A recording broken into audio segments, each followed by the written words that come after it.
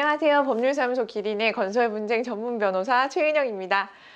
오늘 퇴직금 받으실 수 있는지에 대해서 오늘 설명해 드릴 건데요. 일용직 노동자분들 건설 현장에서 이제 오랫동안 장기간 근무를 하셨는데 퇴직금 달라고 하니까 퇴직금을 안 주더라. 그리고서는 이제 고용노동부 가서 신고를 했는데 또 일용직이냐 하도급이냐 막 따져가지고 받는 게 녹록지가 않더라. 이런 질문이 되게 많이 오세요. 그래서 오늘은 조금 쉽게 일용직 이렇게 그리고 상시적으로 상근하지 않는 근로자분들은 도대체 퇴직금을 받을 수 있는 것인지 없는 것인지 간단하게 설명을 해 드릴게요. 통상적으로 이제 매일 출근해서 이제 9시부터 6시까지 근무를 하셨다. 그런 분들은 1년 일하시면 퇴직금을 받으실 수가 있어요.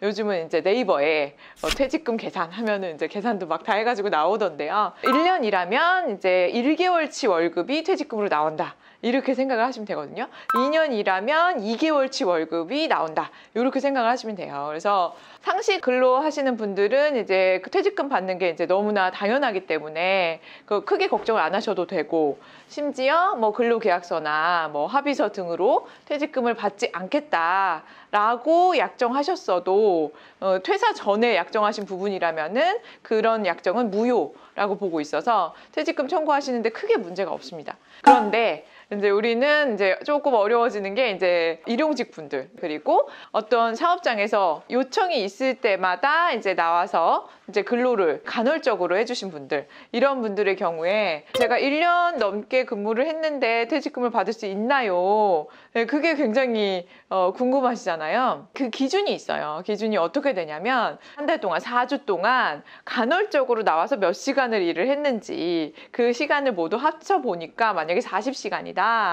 근데 그거를 이제 4분의 1로 나눠서 그럼 일주일에 평균 몇 시간을 일했는지를 보는 거예요. 한 달에 40시간을 일했으면 일주일에 10시간을 일했죠. 그쵸? 그러면 일주일에 10시간 일한 사람이 이제 1년 넘게 비슷하게 근무를 했다라고 한다면 퇴직금을 받을 수 있는가? 그거를 보는 거예요. 근데 제가 말씀드린 4주를 합산해서 그거를 일주일 단위로 끊어서 몇 시간 일했는지 평균 근로시간을 계산했을 때 일주일에 15시간 이상을 근무하셨으면 퇴직금을 받으실 수가 있어요. 그리고 또 궁금해하실 것들, 만약에 10년을 근무를 했다. 그러면 퇴직금이 어떻게 1년차 월급 기준입니까? 뭐 5년차 월급 기준입니까? 뭐 그런 게 또 궁금하실 수 있잖아요. 퇴직금 계산은 퇴사하시는 그 시점 기준으로 직전 3개월 동안의 월급을 평균합니다.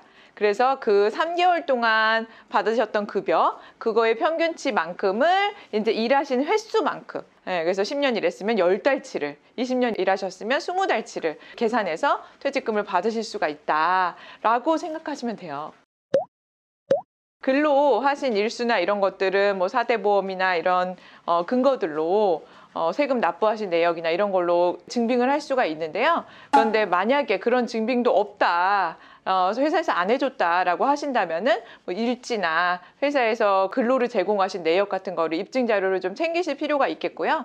그리고 퇴직금, 급여 이런 거 못 받으신 부분들은 소송도 좋지만 고용노동부에 먼저 가셔서 신고하시면 고용노동부에서 1차적으로 도와드릴 수 있어요. 근로기준법을 위반하면 대표이사가 형사처벌 막 받기 때문에 각 지역에 있는 고용노동부 찾아가셔서 도움도 요청해 보시고 그게 여의치 않다라고 하시면은 이제 변호사, 법률 전문가 찾으셔서 이제 소송에 대한 자문도 구하시고 또 법률구조공단 이라고 이제 무료로 소송을 좀 도와드리는 기관이 있어요. 그래서 거기에도 자문해 보시고 하는 것들이 도움이 되겠다라는 말씀까지 오늘 드렸습니다. 네, 여러분 오늘 영상도 도움 되셨다면 좋아요와 구독, 알림 신청 부탁드리고요.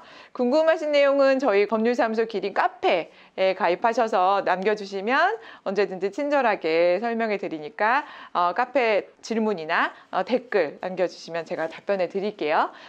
그럼 저는 다음에 또 유익한 영상 만들어서 오도록 하겠습니다. 감사합니다.